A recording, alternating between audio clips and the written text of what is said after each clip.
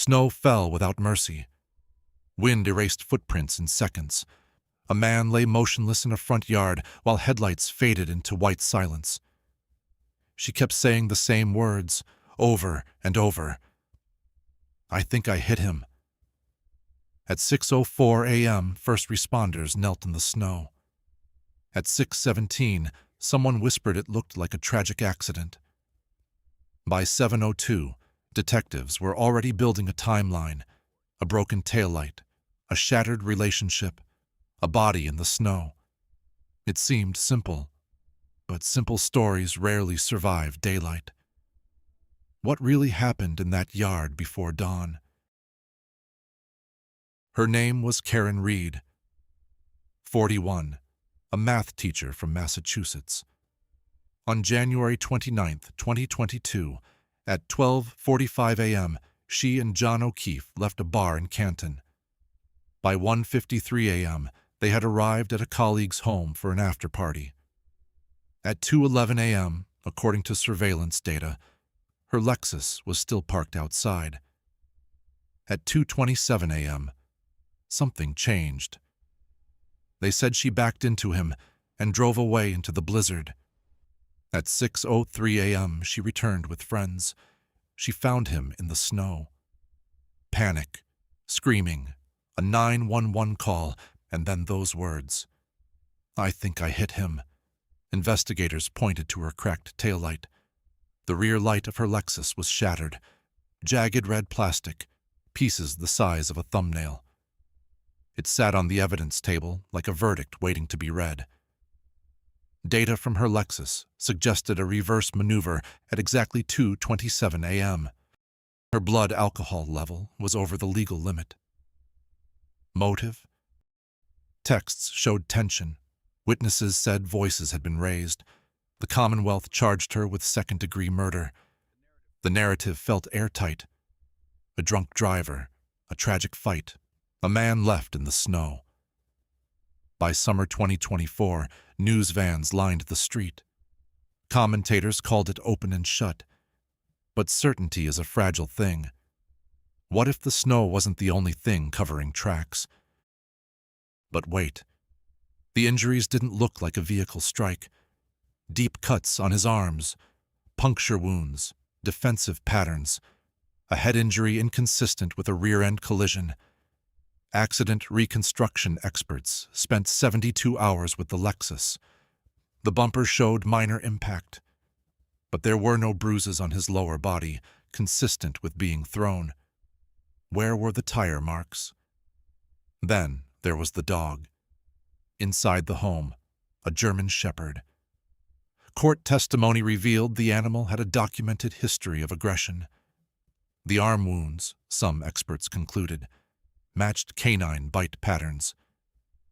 Investigators never tested the dog. They never swabbed it. They never asked why.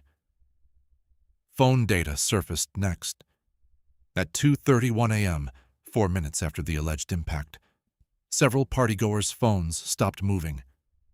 Group texts were deleted. One homeowner replaced his phone within 11 days. Not weeks, 11 days. Her Lexus was secured in a police garage. 18 days later, new taillight fragments were documented at the original scene. Bigger pieces. Pieces that weren't photographed at dawn. The logs of who accessed the vehicle were incomplete. Fragments appeared after the car was already in custody. No explanation, no investigation, no one asked. The moment I heard about the garage, something inside me went cold. Because I knew what it meant. Not an accident. Not a mistake. Someone had made a decision. While I was still searching for him in the snow. Witness statements shifted. First interviews mentioned no argument inside the house. Later ones emphasized tension outside. Timelines tightened. The medical examiner confirmed hypothermia as a contributing factor. But if he had been incapacitated inside the house first, exposure would explain the rest. The defense had a name for it: the blue wall, and by week 6, even the reporters couldn't look away. Members of the jury, have you reached a verdict? July 2024. The first trial. 12 people. 6 weeks of testimony. 12 people who could not agree. This court is unable to accept a divided verdict. A mistrial is declared. The courtroom exhaled. Not relief. Not outrage. Just the sound of 12 people who looked at the same evidence and could not see the same truth. Commentators called it a temporary setback. Prosecutors called for a retrial. 11 months later, June 2025. Same courtroom, same photographs, same red plastic on the evidence table, but this time, the defense had gone deeper. Independent forensic experts, new reconstruction models, cross-examination that exposed gaps in evidence handling. On June 18, 2025, the courtroom filled beyond capacity. On the charge of murder in the second degree, not guilty. On the charge of manslaughter, not guilty.